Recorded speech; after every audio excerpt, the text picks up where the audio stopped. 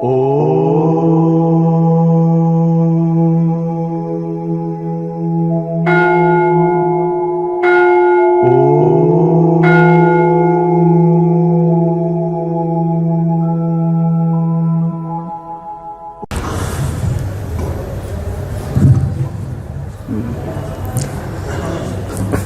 కూడా మేరుదండాన్ని నిటారుగా ఉంచి మూలాధారం నుంచి దీర్ఘ శ్వాసను తీసుకొచ్చి ఆజ్ఞాచక్రంలో నిలుపుకొని దీర్ఘంగా ఓంకారాన్ని ఉచ్చరించండి.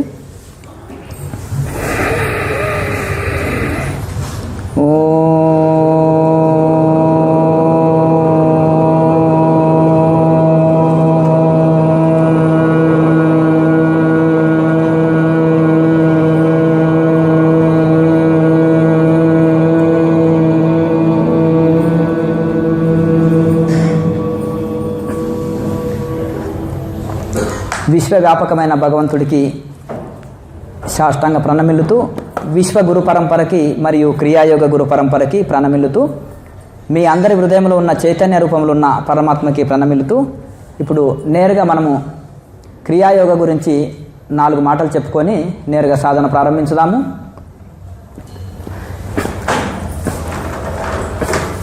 క్రియాయోగ గురు పరంపర, మీరు ఒక యోగి ఆత్మకథ చదివిన వాళ్ళు చేతులెత్తండి చూద్దాం.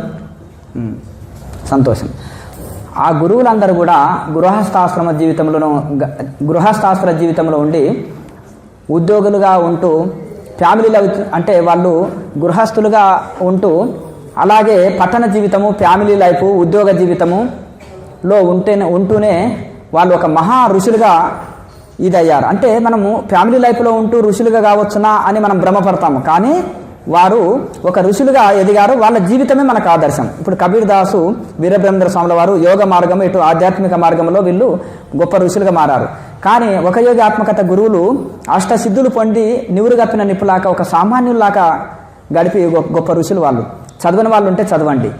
అయితే ఈ క్రియాయోగ గొప్పతనాన్ని ప్రపంచ దేశాలకు అందించి ప్రపంచ దేశాల్లో వ్యాప్తి చేసిన వారు పరమహంస యోగానంద గారు. అంటే సకల ఉపనిషత్తు సారము భగవద్గీత, యోగోపనిషత్తుల సారము పతంజలి సూత్రాలు, పతంజలి సూత్రాల సారము అష్టాంగ యోగం, అష్టాంగ యోగ సారము క్రియాయోగం. సమాధి గురించి గొప్పగా వర్ణించి పతంజలి మహర్షి సాధన పాదంలో తపస్వాధ్యాయ ఈశ్వర ప్రణిధానాన్ని క్రియాయోగ అని చెప్పారు. అంటే తపస్సు, స్వాధ్యాయం, ఈశ్వర ప్రణిధానం 3 కలిపితే క్రియాయోగం. ఇది ధారణ ధ్యాన సమాధి గురించి చెప్తుంది. అంటే మనము ఆసనాలు ప్రాణాయామం చేస్తే మంచిది, హెల్త్ బెనిఫిట్, మంచి ఆరోగ్యం ఇస్తుంది. కానీ ఈ ధారణ ధ్యాన సమాధి 1వ తరగతిలో ఎప్పుడు కూర్చోం కదా, ఒక పీజీ పిహెచ్డి చదివితేనే మనకు ఒక ఉద్యోగం వస్తుంది. మనం ఎప్పుడు 1వ తరగతి 2, 5లో కూర్చోము కదా ఎప్పుడు మనము. అందుకనే భగవద్గీతలో కృష్ణ పరమాత్మ కూడా పూజాకోటి సమం స్తోత్రం, స్తోత్రకోటి సమం జప, జపకోటి సమో ధ్యానం, ధ్యానకోటి సమోలయ అన్నారు. కోటి పూజల కొద్దీ ఒక స్తోత్రం గొప్పది, కోటి స్తోత్రాల కొద్దీ ఒక జపం గొప్పది, కోటి జపాల కొద్దీ ఒక ధ్యానం గొప్పది, కోటి ధ్యానాల కొద్దీ ఒక లయ స్థితి, ఒక సమాధి స్థితి గొప్పదని చెప్పారు. అక్కడే ఆగకుండా ముందుకెళ్ళాలి. అలా అని 10th క్లాస్లో డైరెక్ట్ కూర్చుంటే ఏమీ రాదు. అలా అని ఎప్పుడు 1వ తరగతి 2వ తరగతిలో కూర్చుంటే మనము జీవితంలో డెవలప్ కోరుకున్నట్టు ఆధ్యాత్మిక డెవలప్లో కూడా మనం గుడికి వెళ్ళినామా, దండం పెట్టుకున్నామా, బొట్టు పెట్టుకున్నామా, భక్తి అయిపోయింది, పారాయణ చేసుకున్నామా, లేదో పూజ చేసుకున్నామా అయిపోయింది అనుకుంటాం, ఏదో ఇంకా ముడుపు చెల్లించినట్టు. భక్తి అంటే 32 లక్షణాలు కృష్ణ పరమాత్మ 12వ అధ్యాయంలో చెప్పారు. అది అంటే కనుక మనకు ఇక్కడ ఆధ్యాత్మికంలో ఋషులు ఏ సాధన చేసిండ్రో మనం అది చేయాలి. మనం నారద మహర్షి అంటే ఒక గొప్ప భక్తుడిలాగా కనిపిస్తారు, కానీ భాగవతం అన్న ఒక గొప్ప భక్తి యోగము, ధ్యాన యోగము, జ్ఞాన యోగము, ప్రతి దాంట్లో యోగం కలవాలి. కనుక ఆయన ఒక యోగీశ్వరుడిని పరిచయం చేస్తుంది భాగవతం. ఎందుకంటే ఈ ధ్రువుడికి, ప్రహ్లాదుడికి అంతా ఆయన్నే. మరి ఆయన ఉంటుంది కదా, ఆయన మనం నారదుల వారు వారికి ధ్రువుడికి ఉపదేశం చేసినప్పుడు ఆయన యోగ మార్గంలో తపస్సు చేశారు.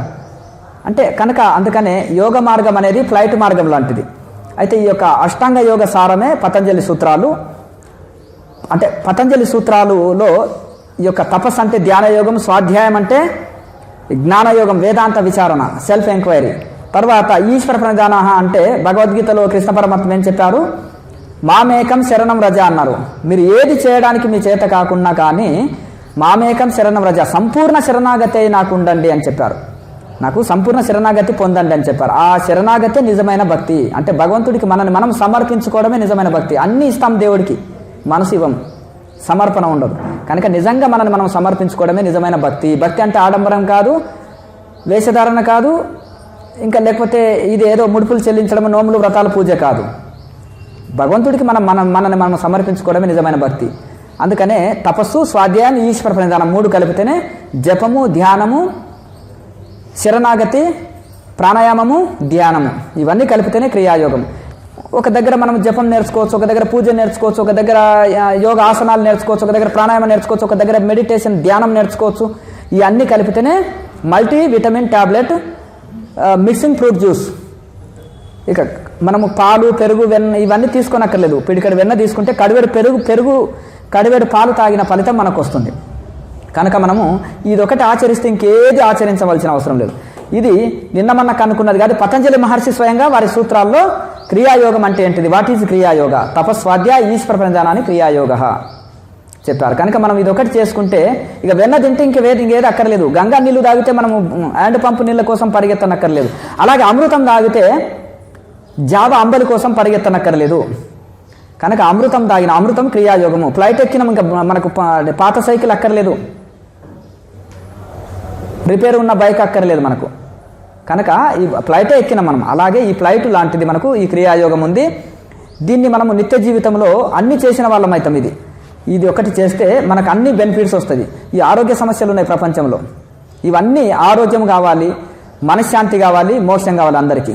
మరి ఇటు యోగం చేయటం కోసము కొన్ని నశ్రేయో నియమం వినా అని భగవద్గీత చెప్తుంది. నియమం పెట్టుకోవాలంటుంది దేనికైనా. మరి నియమం పెట్టుకోలేదా? స్కూల్కి వెళ్ళినాము, ఒక నియమం ఉంటుందా? అట్లాగే మన నిత్య జీవితంలో డెవలప్ కావాలంటే కొన్ని మన నియమాలు పెట్టుకుంటామా? కొన్ని ప్రిన్సిపల్స్ ఉంటాయి. కొన్ని దీనికి మనం డెవలప్ కావాలంటే జీవితంలో కొన్ని మనం ఇది ఉంటుంది. అంటే కనుక మనమే నియమాలు పెట్టుకుంటాం, ఎవరిని పెట్టనక్కర్లేదు అంటేనే కదా. అట్లా యోగా అనుశాసనం ఇది అని. ఈ శాసనాలు చేంజ్ అవుతుంటాయి, అనుశాసనం చేంజ్ కాదు. దేవతలు కూడా ఆచరిస్తారు ఇది. కనుక ఇది అందరూ అనుసరించేది. కనుక మనము కొన్ని నియమాలు పెట్టుకుందామా? అందరూ కూడా చేతి ముందరికి పెట్టుకొని కళ్ళు మూసుకోండి. గతంలో మీరు యోగా చేసేవాళ్ళు ఉండొచ్చు, ధ్యానం చేసేవాళ్ళు ఉండొచ్చు, లేకపోతే ఇంకా మీరు ఏదన్నా జప తప చేసేవాళ్ళు కాదంటలేం. కానీ కొత్త వాళ్ళు కూడా ఎక్కువ మంది వచ్చి ఉంటారు. కాబట్టి ఈ రోజు నుంచి నేను ఆధ్యాత్మికంలోకి ప్రవేశిస్తున్నాను. యమ నియమాలు పాటిస్తాను, ఆహార నియమాలు పాటిస్తాను, బాధ్యతాయుతంగా అంటే నా డ్యూటీ నేను చేస్తాను, బాధ్యతాయుతంగా కుటుంబాన్ని చూసుకుంటాను, ఆరోగ్యాన్ని చక్కగా కాపాడుకుంటాను, క్రమశిక్షణ కలిగి ఉంటాను, ప్రతిరోజు 2 పూటలు క్రియాయోగ ధ్యానం చేస్తాను. ఓం. అయితే ఇక్కడ ఇవేమన్నా మనము పెద్ద కొండని నెత్తిన పెట్టుకునే నియమాలు కావు. యమ నియమాలు పాటిస్తే చాలా బెనిఫిట్. ఈ బిల్డింగ్ కట్టాలంటే 8 అంతస్తుల బిల్డింగ్, అష్టాంగ యోగం అనే బిల్డింగ్కు పిల్లర్స్ యమ నియమాలు. పిల్లర్స్ లేని బిల్డింగ్ నిలవదు. ఆధ్యాత్మికంలో డెవలప్ కావాలంటే యమ నియమాలు ఉండాలి. యమ నియమాలు మన కేఎంసీ ఛానల్లో యమ నియమాలు అంటే ఏంటిది, అష్టాంగ యోగం అంటే ఏంటి, దాని వివరణ చాలా ఇచ్చినాను. ఒక రోజులో మనం PG/PhD సబ్జెక్టు చెప్పలేం, మీరు అందులో చూసుకోవచ్చు. అలాగే ఇక్కడ మనము కుటుంబ బాధ్యతలు నెరవేర్చుకోవాలి, డ్యూటీని చక్కగా చేయాలి. ఇంకొకటి అట్లనే మనం సమయం ఇచ్చుకుంటలేము, అన్నిటికీ టైం ఇస్తున్నాం. ఫేస్బుక్కు, వాట్సాప్కు, యూట్యూబ్కు, ఫ్రెండ్స్కు, ఫ్యామిలీకి, ఉద్యోగానికి సమయం ఇస్తున్నాం. No time, busy. నాకు నేను టైం ఇచ్చుకోనికి టైం లేదంటున్నారు. మరి మనం సమయం ఇస్తే దీన్ని ఏంటంటే సెల్ఫ్ సర్వీస్, స్వయం సేవ. ఎలా అంటే క్రియాయోగం అనేది ఎవరికి వాళ్ళు చేసుకునే, లోపల భగవంతుడు ఆత్మ ఉంది, వాటికి చేసుకునే సేవ. అంటే సహజం కర్మ కౌంతేయ, ఈ సహజ కర్మ సహజము స్వయంగా మనం ఆత్మ ఉద్ధరణ కర్మ. ఉద్ధరే ఆత్మనాత్మానమని కృష్ణ పరమాత్మ చెప్పారు. స్వాములు మిమ్మల్ని ఉద్ధరించలేరు, యోగులు ఋషులు ఉద్ధరించలేరు, పూజారులు ఉద్ధరించలేరు. డబ్బులు పెడితే ఎక్కడైనా డబ్బులు ఫీజులు కట్టి మనల్ని మనం ఉద్ధరింపజేసుకోలేము.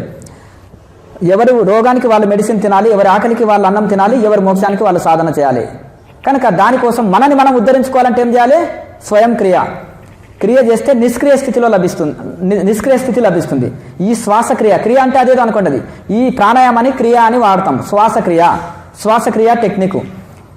నిష్కామ కర్మ చేస్తే నైష్కర్మ స్థితి లభిస్తుంది, క్రియ చేస్తే నిష్క్రియ స్థితి లభిస్తుంది. క్రియ లేకుండా నిష్క్రియ స్థితి లభించదు. చదవకుండా ఉద్యోగం రాదు, క్రియ లేకుండా నిష్క్రియ స్థితి లభించదు. నిష్క్రియ స్థితి అంటే ఇప్పుడు ఈ ప్రాణకర్మ చేస్తుండగా చేయగా సహజము కర్మ కౌంతేయ, ఇది సహజ కర్మ, ఇది చేయకపోతే క్షణకాలం నువ్వు బ్రతకలేవు. అసలు జీవించాలంటే కూడా శ్వాసక్రియ చేయాలి కదా, శ్వాస లేకపోతే బ్రతకలేము కదా. శ్వాస లేని స్థితి సమాధి స్థితి. ఇప్పుడు మనము మెయిన్ ఆఫ్ చేస్తే మన మీటరు ఏమి ఖర్చు కాదు, మన కరెంటు ఖర్చు కాదు. అలాగే ఈ శ్వాస నిలిచినప్పుడు లోపల అవయవాలన్నీ ఆగిపోతాయి. ఆగిపోయినప్పుడు మన శక్తి ఖర్చు కాదు. కనుక ఎప్పుడైతే శ్వాస ఆగిందో అప్పుడు గుండె ఆగుతుంది వెంటనే. తర్వాత లోపల ఉండే అన్ని అవయవాలు ఆగిపోతాయి. చూడడానికి ఒక డెడ్ బాడీ లాగా ఉంటుంది. గుండె శ్వాస సమాధి అంటే ఏమనుకుంటే కుర్చీలో కూర్చొని మ్యూజిక్ పెట్టుకొని నిద్రపోతే అది సమాధి అని అనుకుంటా. బాగా ప్రచారంలో ఉంటుంది ఇప్పుడు ధ్యానం అంటే. అది కాదు. ధ్యానం అంటే వాట్ ఈజ్ ధ్యాన, వాట్ ఈజ్ సమాధి? ఆలోచన రహిత స్థితి ధ్యానం. అంటే నిద్రలో ఆలోచన లేదు, నిద్రను ఎందుకు ధ్యానం అనుకోకూడదు? అంటే మన చచ్చిపోయిన శవాన్ని ఎందుకు మనము సమాధిలో ఉన్నాడని అనొచ్చు? గుండె లేదు, శ్వాస లేదు, నాడి లేదు కదా, ఇది లేకపోతే సమాధి అంటున్నాం కదా. వాళ్ళని సమాధులు ఎందుకంటే అక్కడ ప్రాణం లేదు, ఇక్కడ ప్రాణం ఉంటుంది కానీ అది సహస్రారంలో నిలిచినందుకు ఒక చనిపోయిన శవంలాగా, అంటే బ్రతికుండి జీవన మృతుల్లాగా ఉన్న వాళ్ళే సమాధి స్థితిలో, బ్రతికుండి చనిపోయిన శవంలాగా ఉంటారు అక్కడ. అందుకని పరమహంస యోగానంద గారు విదేశాలు వెళ్ళినప్పుడు, ఆఫ్టర్ ఆల్ ఇండియన్ పీపుల్స్ మిమ్మల్ని మీరు పరిపాలించుకోనికి చేత కాదు, బ్రిటిషర్స్ మిమ్మల్ని పరిపాలిస్తున్నారు, మీకు మాకు గురువులుగా నేర్పడానికి వచ్చారా అని అవమానిస్తారు. మీ దగ్గర సైన్స్ ఉంది, మా దగ్గర యోగం ఉంది, బ్రహ్మ విద్య ఉంది, ఒకరికొకరు నేర్పుకొని డెవలప్ కావాలి, మేమే గొప్ప అంటే డెవలప్ కాలేము. అంటే మీరు సైన్స్ ప్రకారం చేయకపోతే జీవించారు, శ్వాస లేకపోతే గుండె కొట్టుకోకపోతే జీవిస్తారంటే నెవర్ అంటారు. ఇది లేకుండా యోగ మార్గంలో జీవించవచ్చు అంటారు. అదేదో చూస్తామన్నప్పుడు ఆయన 41 రోజులు గుండె శ్వాస లేకుండా సమాధిలో ఉన్నప్పుడు బ్రహ్మరథం పట్టారు, గుండెల్లో పెట్టుకుని ఆరాధించారు. ప్రపంచ దేశాల్లో అన్ని బ్రాంచీలు చేశారు. యూనివర్సిటీలో ఒక subject autobiography of A Yogi book, దాన్ని ఒక యోగి ఆత్మకథ, ఏకయోగి ఆత్మకథ ప్రపంచంలో అన్ని భాషల్లోకి రిలీజ్ అయింది. చాలా గొప్ప పుస్తకం, సైంటిఫిక్గా ఉంది. ఇప్పుడు చదువుకున్న వాళ్ళు సైంటిఫిక్గా చెప్తే, నన్ను ఒక చిన్న స్కూల్లో చెప్తే పిల్లలు సైంటిఫిక్గా అడిగారు, గుడికి వెళ్ళినట్టు ఏమరా రాయిని మొక్క నాడికి వెళ్ళినావా అన్నారంట. వీరికి చెప్పడానికి ఆన్సర్ లేదు, దానికి ఆన్సర్ చెప్తే సరిపోతుంది. ఇప్పుడు నీళ్ళలో పాలలో వెన్న ఉంటుంది, కనిపించదు, కొన్ని ప్రాసెస్ చేయాలి. అలాగే భగవంతుడు తనువ పుట్టు తనువునా తత్వంబు, ఈ తనువులో తత్వం పుట్టాలంటే దాన్ని మనం క్రియ చేయాలి. ఆ క్రియ ప్రాసెస్ చేసినప్పుడే తనువులో ఉండే పరమాత్మ తత్వాన్ని మనం అనుభూతి చెందగలుగుతాము. అలా అది లేకుండా మనకు సాధ్యం కాదు. కనుక దానికనే మనకు ఇప్పుడు క్రియాయోగ గురు పరంపర. ఎందుకంటే ఒక గృహస్థాశ్రమంలో దీనికి ఏది వదిలినక్కర్లేదు. ఫ్యామిలీ జీవితము, పట్టణ జీవితము, గృహస్థ జీవితంలో ఉంటూ అన్ని బాధ్యతలు నెరవేర్చుకుంటూ ఒక ఋషి, ఒక ఎన్లైటైన్మెంట్ పొందొచ్చు అనే ప్రాసెసే క్రియాయోగం. సింపుల్గా, ఈజీగా చాలా గొప్ప ఫలితాన్ని ఇచ్చేదే క్రియాయోగము. అనేకమైనవి మార్గాలు ఉన్నాయి, ఇదే ఎందుకు అనుసరించాలి? దీనికి రూపాయి ఖర్చు లేదు. పూజలు యజ్ఞాలు చేయాలంటే, తీర్థయాత్రలు చేయాలంటే, దానాలు చేయాలంటే, యజ్ఞాలు చేయాలంటే డబ్బులు ఖర్చు అవుతాయి. మరి అలాగంటే గొప్ప గొప్ప ఆసనాలు కావాలంటే మీకు హెల్త్ బాగుండాలి. వృద్ధులు చేయలేరు, జారి పడితే కాలు చేతులు పట్టుకుంటే. అట్లనే ఆసనాలు చేయొద్దని కాదు, చేయాలి. సాధన ముందు కానీ వెనక కానీ ఆసనాలు వేసుకోవచ్చు. కానీ ఈ ప్రాణాయామం వలన 1000 ఆసనాలు వేసి కూడా ప్రాణాయామం చేయకపోతే లాభం లేదు. ఈ ప్రాణాయామం చేసిన వాళ్ళు 1,00,000 ఆసనాలు వేసిన వాళ్ళకంటే ఎక్కువ బెనిఫిట్ పొందుతారు. ఇంకొకటి, మనసు నిలిపే విద్య ఎక్కడన్నా ఉందా అంటే, హనుమంతుడికి అష్టసిద్ధులు వచ్చినాయి. అంటే నీళ్ళ మీద నడవచ్చు, గాలిలో ప్రయాణించవచ్చు, పులి నోట్లో తలబెట్టి తప్పించుకోవచ్చు, 1,00,000 యజ్ఞాలు చేయించవచ్చు. అలాగే అంటే మనము అనేకమైన కత్తిబట్టి సామ్రాజ్యం అంటే భూమండలాన్ని అంతా జయించవచ్చు. కానీ మనసు నిలిపి నిర్వికల్ప సమాధి నిష్టలో నిలవడం ఎంత గనునికైనా కష్టమయ్యా అంటారు. రామాంజనేయ సంవాదంలో రామచంద్రుడితోటి హనుమంతుల వారు పలుకుతారు.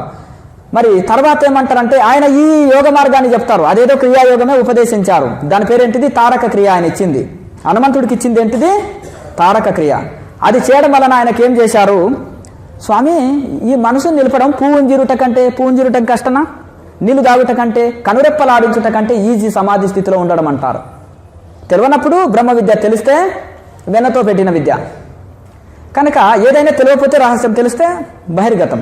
కనుక అలాగే ఈ విధంగా మనకు అలాగే అన్నిట్లలో ఉండి కూడా మనము ఒక ఋషులుగా తయారు కావచ్చు. అదే ఈ క్రియాయోగ యొక్క ఆశయము. ఈ గురువులంతా కూడా ఫ్యామిలీ లైఫ్లో, పట్టణ జీవితంలోనే ఇది చేశారు.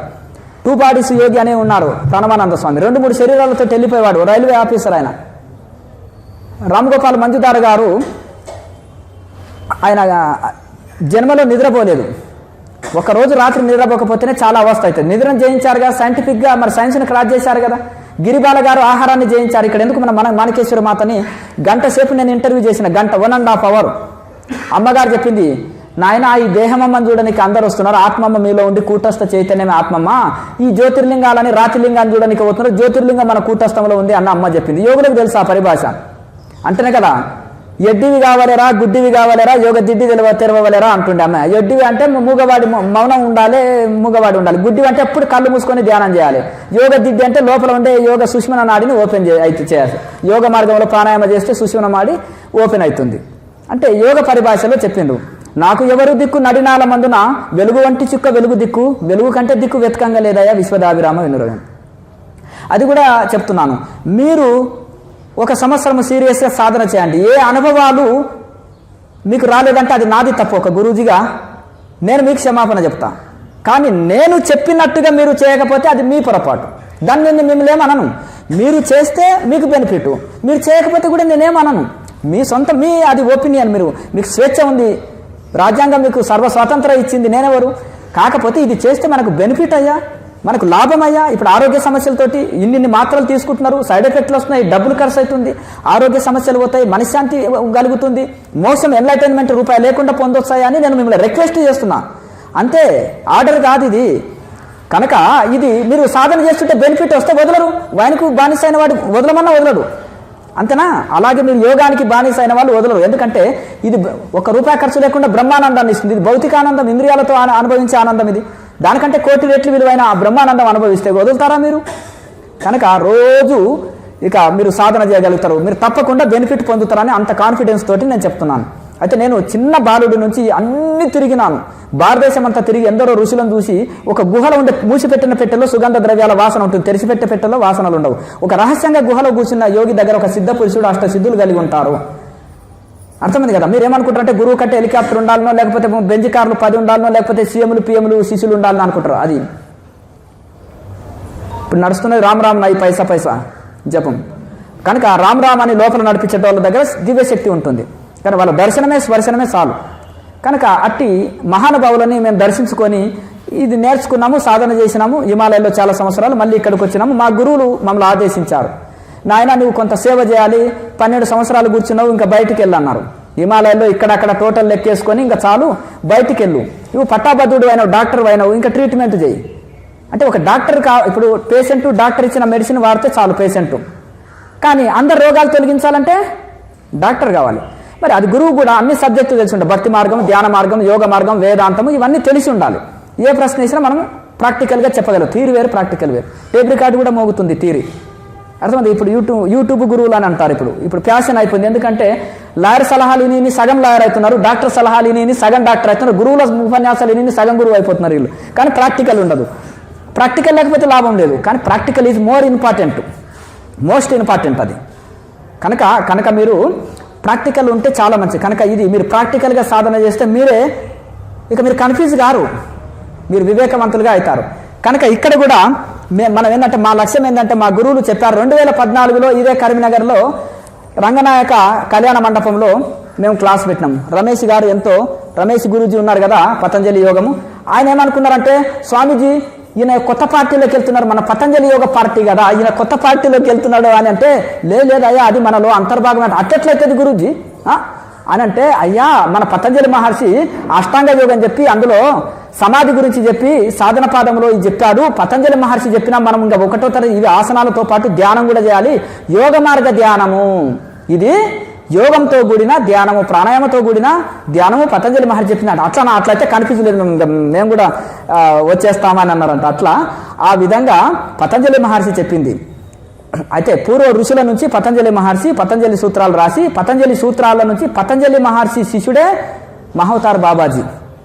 ఆయన చెప్పారు ఈ మృత్యుని జయించవచ్చు. మార్కండేయుడు జయించాడు, మృత్యుంజయ క్రియ చేశాడు. ఆయన మృత్యుంజయ క్రియ చేశాడు. కనుక ఆ విధంగా మరి మృత్యుని జయించవచ్చా అంటే, మహావతార్ బాబాజీ సాధన చేసి ఒక మానవుడిగా జీవించి మృత్యుంజయుడిగా చిరంజీవిగా మారారు. వా గురువు ఇచ్చింది ఏంటిదంటే, ఇది నువ్వు అందరికీ వ్యాప్తి చేయంటే హిమాలయాల్లో వ్యాప్తి చేసినాక లాయర్ మహాశయాన్ని ఎంచుకొని సమాజంలో వ్యాప్తి చేసేటట్టు బాబాజీ మహారాజు చూశారు.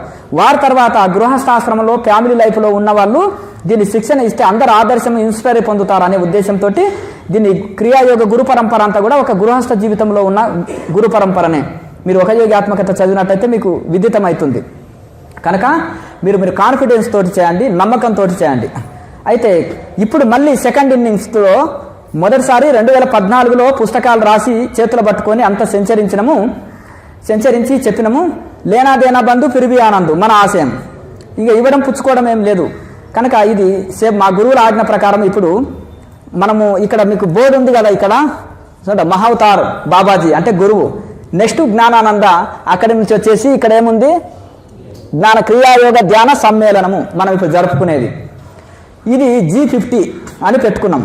భారతదేశం అంతా ఇది 50 అనేది ఫస్ట్, మళ్ళీ సెకండ్ ఇన్నింగ్స్ ఉంటుంది. మళ్ళీ దాన్ని భారతదేశం అంతా మన తెలుగు రాష్ట్రాల వరకు 50 అనుకున్నాము. తర్వాత మళ్ళీ భారతదేశం అంతా కూడా ఈ కార్యక్రమాలు జరుగుతుంటుంది. ఇంకా మా ఆశయం ఏంటంటే ఇది అంతా కూడా ప్రపంచం అంతా కూడా ₹1 ఖర్చు లేకుండా అందించాలనేది మా గురువుల ఆర్డర్ వచ్చింది, ఆజ్ఞాపించిండ్రు వాళ్ళు. మేము దాన్ని అమలు చేస్తున్నాం. కనుక ఇక్కడ ఒకటి ఏంటిదంటే గోవిందాయపల్లి ఆశ్రమంలో 20 సంవత్సరాలు ఏమీ లేని అప్పుడు కూడా ఒక సిద్ధాంతం పెట్టుకున్నాను. ఏ సాధకుడైనా వైరాగ్యంతో వచ్చిండ్రు అనుకోండి, బిజీ లైఫ్లో వారం రోజులు నేను ధ్యానం చేసుకోవాలంటే తీర్థయాత్రలు పోతే గోల ఉంటుంది, అక్కడ ఎన్నో డబ్బులు చెల్లించాలి, సత్రాల్లో అయినా గోల ఉంటుంది. ఇక్కడ తల్లిగారింటికి పోతే డబ్బులు తీసుకెళ్లాలన్నా ఖాళీ చేతిలో వెళ్ళి ఇంకేమన్నా ఉంటే పట్టుకొని వెళ్తుంది. ఇక చూడు అన్ని బ్యాగు నిండే చదువుకుంటుంది, అవునా కదా. వాళ్ళ అమ్మ చేసిన అన్నీ ఉంటాయి కదా, డబ్బులు కూడా చదువుకుంటుంది. మీ అల్లుడి గారికి కష్టం ఉంది అమ్మ అంటే లోపల తల్లి ఏం చేస్తావు, ప్యాకెట్లు పెట్టి ఎవరికి చూపెట్టకమ్మా అన్న మన అంటారు కదా, మీ వదినలకు అన్నలకు చూపెట్టకని అంటారు. ముఖ్యంగా మీ వదినలు చూపెట్ట అన్నలు చూసిన ఫీల్ గారు కానీ అంటారు, అంతేనా కదా. అట్లా తల్లిగారింటికి వెళ్ళి తీసుకెళ్లడమే ఉంటుంది తప్ప మన తల్లిగారి ఇల్లు లాంటిది గురుస్థానము, ఇది మన ఆశ్రమం మనది అన్నట్టుగా అక్కడ ఒక రూమ్ ఫ్రీ, ఫుడ్ ఫ్రీ, క్లాసులు ఫ్రీ, ఎవ్రీథింగ్ ఫ్రీ. అర్థమైంది కదా. నో ఎక్స్పెక్టేషన్, ఫలితం ఆశించి చేసేది కాదు. కనుక ఎవరు ఎంతకాలమైనా అక్కడ వచ్చి సాధన చేసుకోవచ్చు. కనుక ఇక్కడ కూడా అన్ని క్లాసులు కూడా ఎక్కడైనా ఫ్రీ ఉంటుంది. మీరు మీ వంతు ఒకటి ఏంటిదంటే 2 పూటలు సాధన చేయండి, వీలైతే 3 పూటలు చేయండి, సెలవు వస్తే రోజంతా చేయండి. చేసి సాధన చేసి ఎన్లైటన్మెంట్ పొందండి, చక్కటి ఆరోగ్యం పొందండి, మనశ్శాంతి పొందండి, మోక్ష స్థితిని అందుకోండి. అదే మీరు మాకు ఇచ్చే దర్శనం. మీరు లాభం పొందడమే మేము ఆశించేది. కనుక ఇంకొకటి, పాత సాధకులు మా వాళ్ళు ఉన్నారు. ఎందుకు అంటే నేను ఆహార నియమాలు అవి ఇప్పుడు మన తక్కువ సమయం ఉంటుంది, క్లాస్ అయిపోయిన తర్వాత కొంత చర్చించుకుందాము. ఎక్కువ నేను ఆహార నియమాలు చెప్తాను. ఎప్పుడైతే ఆహార నియమాలు, పొట్ట సాపు ఉంటే అన్ని సాపు ఉంటాయి. ఈ తొందరగా డైజెషన్ అయ్యే శాకాహారం, శుద్ధాహారం, మితాహారం తీసుకుంటే జీర్ణశక్తి బాగా పనిచేయడం వలన పొట్ట అన్ని శుద్ధి ఉంటే అన్ని శుద్ధి ఉంటాయి శరీరంలో అన్ని అవయవాలు. కనుక అవి ఆహార నియమాల వలన యుక్తాహార విహారస్య, భగవద్గీతలో చెప్పినట్టు తిండి, నిద్ర, మెలకువ, పని, సాధన అన్ని మితంగా ఉండాలి. మితి తప్పితే గతి తప్పుతుంది.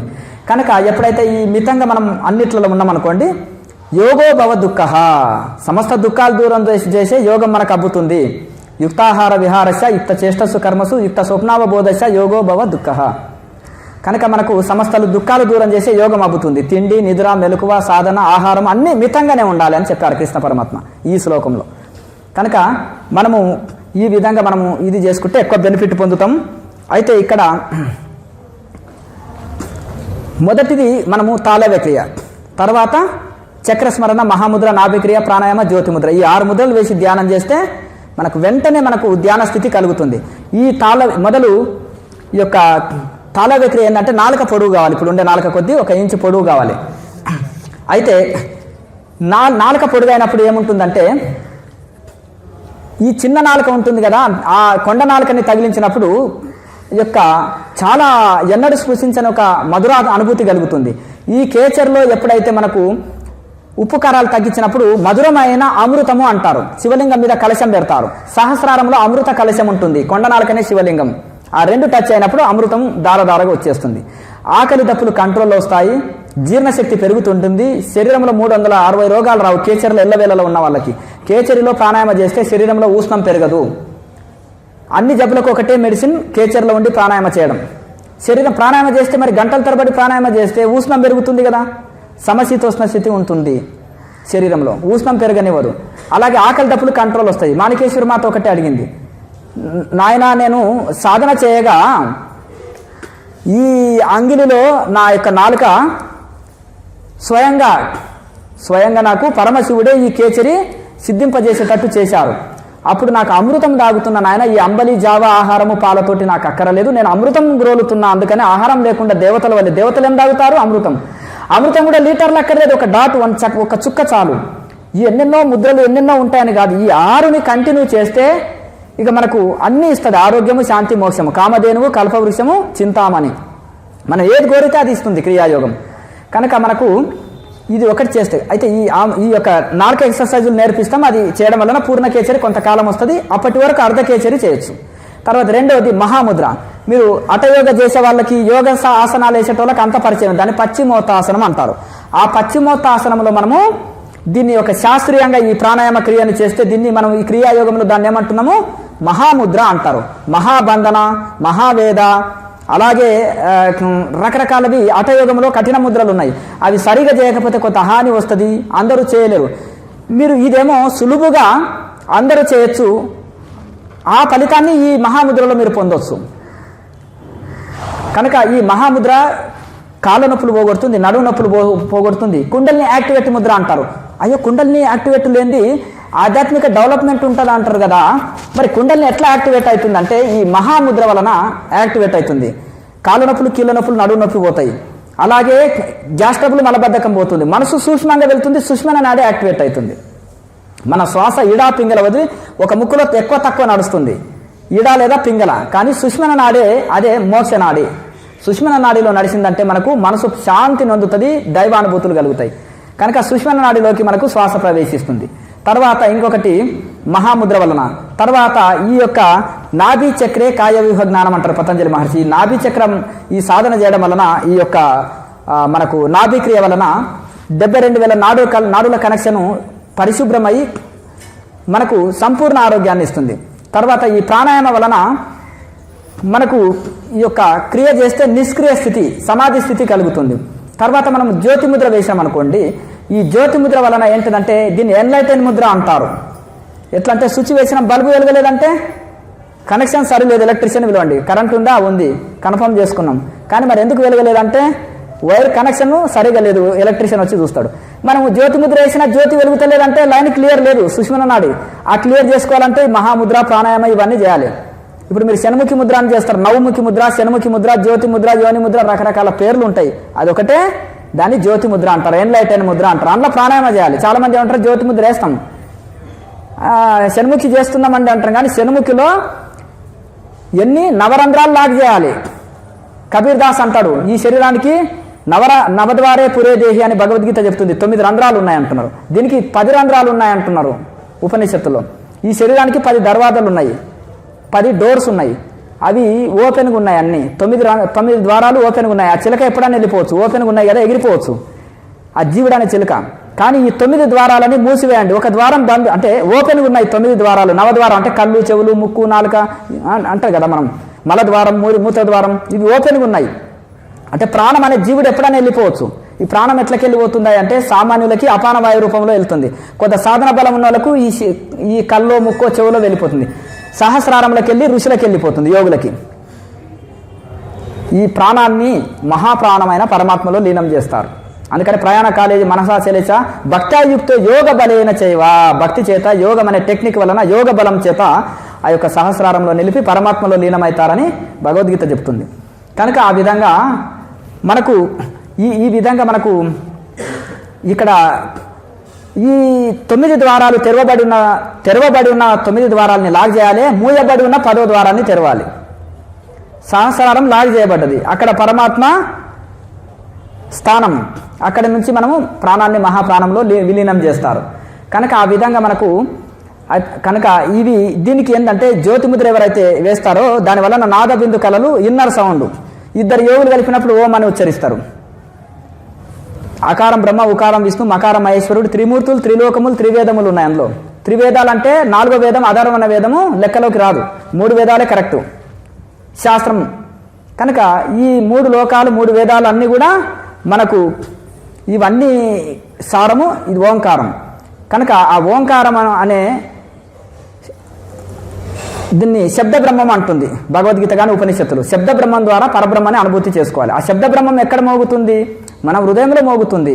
యోగి ఎప్పుడైతే సాధన క్రియ చేయగా 6 నెలలు పట్టవచ్చు, 6 సంవత్సరాలు పట్టవచ్చు, 3 నెలలు పట్టవచ్చు, సాధన బలం చేత సాధన చక్కగా చేసినప్పుడు ఇన్నర్ సౌండ్, మనం బయట పిహెచ్డీలు ఎన్ని చేసినా ఇన్నర్ పిహెచ్డీ ఒకటి ఉంది, అదే క్రియాయోగం, అదే బ్రహ్మ విద్య. సాధన చేయగా ఇన్నర్ వరల్డ్ ఉంది ఒకటి, బయట ప్రపంచాన్ని చూసి ఆనందిస్తున్నాము. లోపల అనుభవించే ఆనందాలు అది బ్రహ్మానందం. ఆ లోపలి ప్రపంచం ఉంటుంది, ఆ లోపలి ప్రపంచం సాధన వలన పరిచయం అవుతుంది. ఓహో బయట ప్రపంచమే చూసిన ఇది కొత్త ప్రపంచము ఆనందం. పిల్లవాడు కొత్త వస్తువులు చూస్తే వదిలిపెడతాడు, అన్ని మర్చిపోతాడు, ఆడుకుంటుంటాడు. వాడికి కొత్తవి కావాలి. మనం కూడా ఏం చేస్తున్నాం అంటే మనకు బోరు కొడతలేదు, చూసిన టీవీ చూస్తున్నాం, వాడిన ఫోనే వాడుతున్నాం, తిండే తింటున్నాం, బోరు కొడతలేదు మనకు. ఎప్పుడు బోరు కొడుతుంది మనకు? ఈ రొటీన్ లైఫ్ ఎప్పుడు బోరు కొడుతుంది? ఇన్నర్ వరల్డ్ ఉంది, లోపల ఇన్నర్ పిహెచ్డి చేయాలి. మన మనసుని ఇంద్రియాలని అంతర్ముఖం చేసి లోపలికి తిప్పుకోగలిగితే అది దైవ సామ్రాజ్యము. స్వర్గం ఉంది, రెండో స్వర్గం ఉంది మనలో, వైకుంఠము కైలాసం ఉంది మనలో, 14 లోకాలు ఉన్నాయి, వింతలు విచిత్రాలు ఉన్నాయి. ఎప్పుడైతే దేవి దేవతల్ని 3 దేవతల్ని దర్శనం పొందుతాడు కనుక అవి ఎప్పుడైతే ఇన్నర్ సౌండ్ ఓం అనే సౌండ్ 24 గంటలు యోగి వినగలుగుతాడు. తర్వాత నాదబిందు కళల్ని దర్శనం చేసుకుంటాడు, దాంతో మత్తిల్లిపోతాడు. ఫుల్ బాటిల్ పెట్టినవాడు మెదలకుండా పడిపోతాడు కొత్తవాడు, అంతేనా కదా. ఇక ఎప్పుడైతే ఇంకా ప్రపంచం మీకు గుర్తుంది, ఇంకా వ్యామోహాలు ఉన్నాయంటే మనము నిశ ఎక్కలేదు. వాడికి అన్ని గుర్తొచ్చినాయనుకో బాటిల్ నిశ ఎక్కలేదు, నెక్కిందనుకో ఏది గుర్తుకురా, వస్త్రాలు ఊడిపోయినా గుర్తుకు రావద్దు. అందుకనే నిజమైన అవధూతలకి వస్త్రాలు ఊడిపోయినా ఏమి ధ్యాసకుంటుందా, పరమాత్మలో లీనమై ఉంటారు.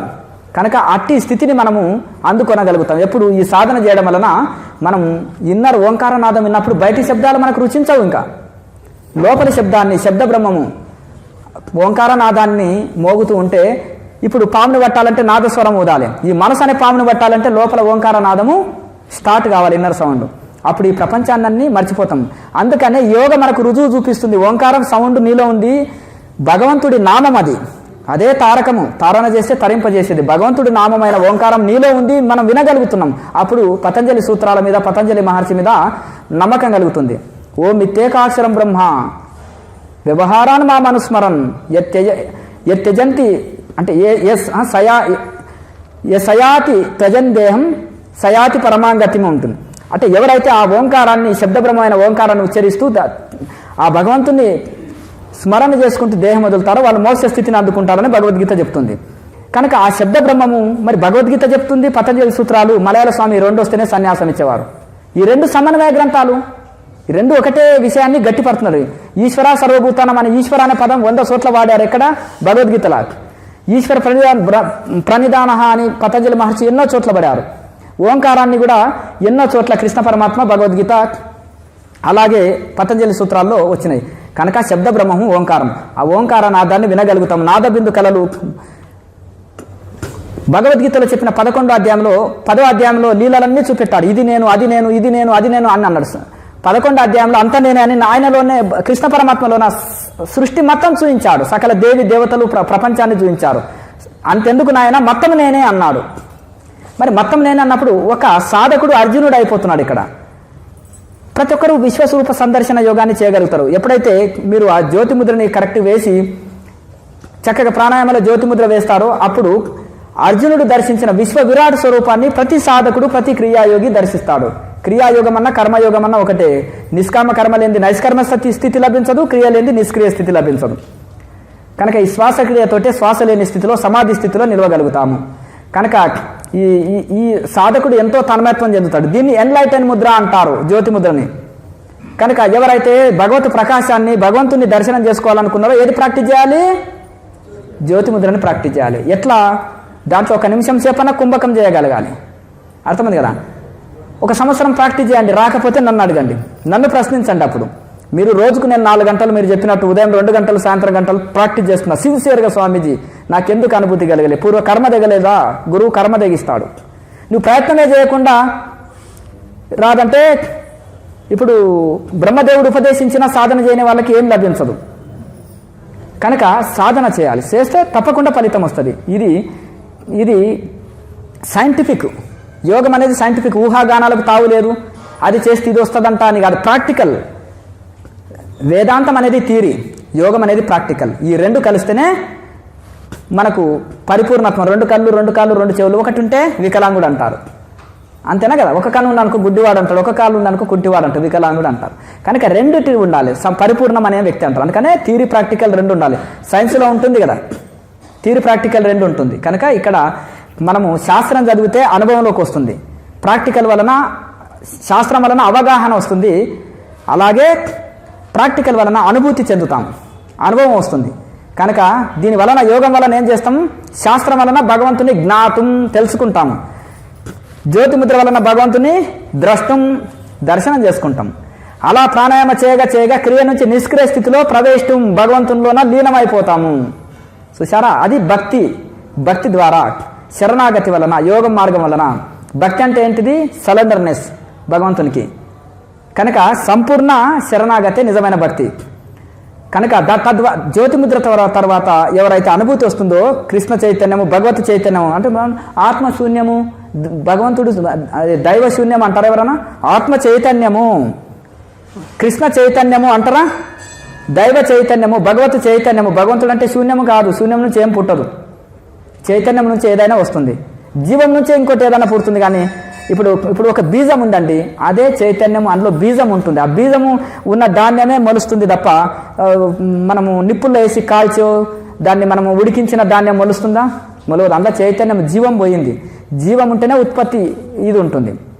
అలాగే ఇప్పుడు పురుషులు ఉన్నారు, అందరికి సంతానం కలుగుతుందా చెప్పండి? నపుంసకుడిని పెళ్లి చేసుకుంటే సంతానం కలుగుతుందా? తోడు వేయకుండా మనకు పెరుగవుతుందా? అలాగే చైతన్యం లేకుండా ఏది పుట్టదు. అందుకనే ఈ సృష్టిలో ఒక చైతన్యం ఉంటుంది. క్షేత్రం క్షేత్రజ్ఞుడు అని గీతలో చెప్పారు. క్షేత్రం అనేది ఇదంతా కూడా శరీరాలని క్షేత్రాలు, ఇందులో చైతన్యం అనేది ఆత్మ, పరమాత్మ. కనుక ఈ జడ చేతనములతోటే సృష్టి అంతా ఏర్పడ్డది. కనుక భగవంతుడు అంటే శూన్యం కాదు, చేతనము, చైతన్యము. ఆత్మ అంటే శూన్యము కాదు, చైతన్యము. ధ్యానం అంటే నిద్ర కాదు, చేతనావస్థ. సమాధి అంటే ఏమీ లేని స్థితి కాదు, చైతన్య స్థితి. కానీ మనకి తెలియదు కాబట్టి 1వ తరగతి వాళ్ళు వచ్చి మన ప్రొఫెసర్ అయ్యాడు స్టేజ్ మీద కూర్చొని చెప్పారనుకో, మనం ఏమనుకుంటాం? ఇంకా తెలియదు కదా. మనం ఆయన 1వ తరగతి ఫెయిల్ అయ్యి వచ్చి గురువు చేయండి అని మనకు తెలియదు. 10-12 ఏళ్ళు తపస్సు చేసిన గురువు వచ్చి చెప్పిండు అనుకో, ఇక నో డౌట్ మొత్తం క్లియర్ చేస్తారు. 10 కానుపులు కలిగిన అమ్మ ఒక ఆమె చెప్తారు, పెళ్లిగాని అమ్మాయి అంటే నొప్పులు వస్తున్నాయా, కానుపు ఇట్లది అమ్మ, నొప్పులు గోడను పట్టుకో, ఇలాది అలాది అంటుందంట. అర్థమైందా? అట్లా కనుక మనకు ఎక్స్పీరియన్స్ అనేది చాలా ముఖ్యం. కనుక ఎవరైతే తపస్సు చేసి ఉంటారో వాళ్ళ ద్వారా మనం శిక్షణ పొందితే మనము ఎక్కువ లాభం పొందుతాం. అంటే మనం ఈ ఆసనాలు ఇవి ఎక్కడైనా నేర్చుకోవచ్చు. కానీ ఈ యొక్క ఏదైతే ఉంటుందో ఇది ఈ తపస్సు ధ్యాన మార్గము తప్పకుండా గురువు కొంతకాలం తపస్సు చేసి ఉండాలి. కనుక ఆ విధంగా అపక్వాహారము మంచిది. వారానికి ఒకసారి కానీ నెలకోసారి తీసుకుంటే మంచిది. మితాహారము పొట్టని 4 భాగాలు చేస్తే సగం ఆహారం తీసుకోవాలి, పావు భాగము నీరు తీసుకోవాలి. 1 గంట ఆగి తీసుకోవాలి నీరు కూడా. పావు భాగము ఖాళీగా వదిలిపెట్టాలి శ్వాస బ్రీతింగ్ కోసం. అది మితాహారం అంటారు. శుద్ధాహారము, శాకాహారం, మితాహారము త్వరగా జీర్ణమయ్యేది, మంచి క్యాలరీలు శక్తి కలిగింది. ఆహారం చాలా మంచిది. కనుక ఏ ఆహారం తీసుకోవాలి, ఎట్లా ప్రిపేర్ చేసుకోవాలనేది కూడా కేఎంసీ ఛానల్లో ప్లేలిస్టులో వెళ్తే ఆహార నియమాలు, సాధనలు, వచ్చే డౌట్లు అన్నీ ఉన్నాయి, ఫాలో కండి. పాత వాళ్ళు ఇప్పుడు కొత్త వాళ్ళు ఎవరైనా ఉంటే ప్రాక్టికల్ వీడియో పెట్టుకొని కొంతకాలం ప్రాక్టీస్ చేయండి. 15 డేస్ సాధన పర్ఫెక్ట్ అవుతుంది. ఇంకా రోజు ప్రాక్టీస్ చేసుకోవాలి. మరి సాధన ప్రాక్టీస్ చేద్దామా? అయితే మా గురువులు ఇచ్చిన ఆజ్ఞ ప్రకారం బ్రహ్మజ్ఞాన భారత్ మా లక్ష్యం. స్వచ్ఛ భారత్ మంచిది. స్వచ్ఛ భారత్ వల్ల